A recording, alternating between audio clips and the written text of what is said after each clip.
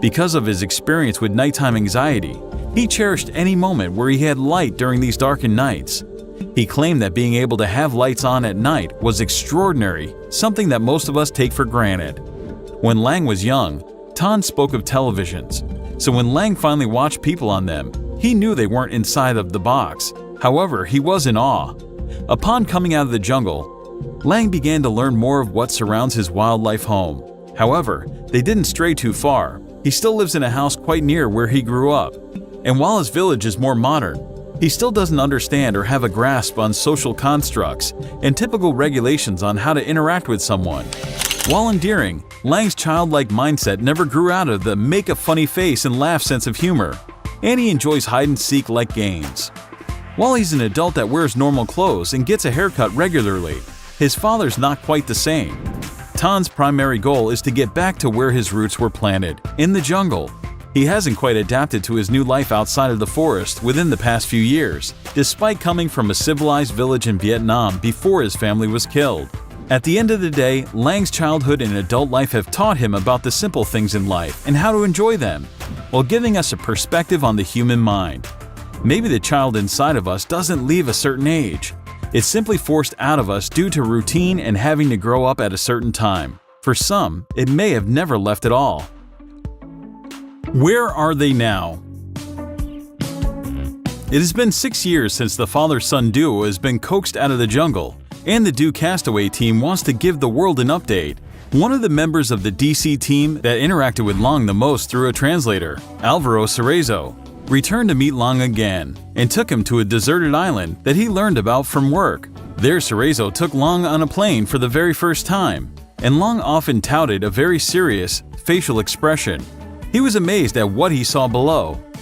Dense, lush forests surrounded by tropical waters that he fell in love with. When he stepped off the plane, he flourished into his natural self, exploring amongst the trees, and he returned to his childlike self. Since there were no coconuts in his jungle, the deserted island allowed him to open one for the very first time. He then stayed 2 days on this island and was extremely happy being in this new area. During his 2 days, he didn't relish in the environment. He remained productive and built shelter, created a campfire, and climbed trees for coconuts. Since he had never seen the sea and only fresh waters, he tried drinking the ocean water and immediately— Picture this: you're having a nice meal with your wife and children, when it's interrupted by a loud crash. Bang! Boom! When the smoke and fire clears, your wife and 2 children are gone forever. This is just the beginning of the nightmare that Ho Van Tan endured before he and his son became one with the jungle. What would happen if you were forced into the wild to fend for yourself? Do you think you could survive without electronics, GPS, or a way to cook food that wouldn't make you ill? This is the story of Ho Van Lang and his father, Ho Van Tan, who survived more than 41 years in the jungle of the Tai Tra district. You might be thinking, who would choose this kind of life over something more civilized? If you were faced with the tough decision Ho Van Tan had to make to protect his son, you may live in the forest for over 40 years as well. During 1972, in a small Vietnamese village, Ho Van Tan, his wife, and 3 children lived happily. Unfortunately, that changed one day when a bomb from the United States fell on their village, and his wife and 2 of their 3 children did not survive. Instead of sticking around, Ho Van Tan decided to take his surviving infant son and flee from the Vietnam War. Little did Tan know they wouldn't come into contact with another human being for over 40 years. It wasn't until 2013 when locals had discovered the pair, who had appeared to have been well adapted to their jungle-like surroundings. When a reporter approached the 2 to discuss survival techniques, they were quite enthused to bring them to the area of the forest where Ho Van Lang grew up. In fact, they were thrilled to go back. The 2 had no clue that the war was over until they were found. Lang grew up utterly oblivious to humans and had no idea about anything regarding the human race. His father never taught him, and his current social skills unfortunately suffer. However, he was more than thrilled to show off his survival skills to the Do Castaway team. After meeting the documentary crew and reporter, Tan and Lang then spent 5 days with the crew in the jungle, showing them their survival techniques like building a campfire, hunting, catching, cooking animals for food, and more. The father and son duo learned to craft baskets, make a shelter, and anything else they could dream up with only supplies they had, tree bark and leaves, using waterfalls as showers and streams for hydration. Tan's son Lang was unfortunately never taught about the world outside of the jungle. It was like he was in another world. When they were discovered, the son Lang spoke very little of the native language, never knew women existed, and only knew that his father had seen airplanes in the sky. He didn't know anything about time, only that the sun rose and the sun set every day. And he didn't understand that there are more sources of energy than the sun and a campfire. There's something that civilized people have in common with the pair though, moving throughout their lifetime. Because of his lack of exposure to the outside world, he spat it back out. He had no idea seawater was salty.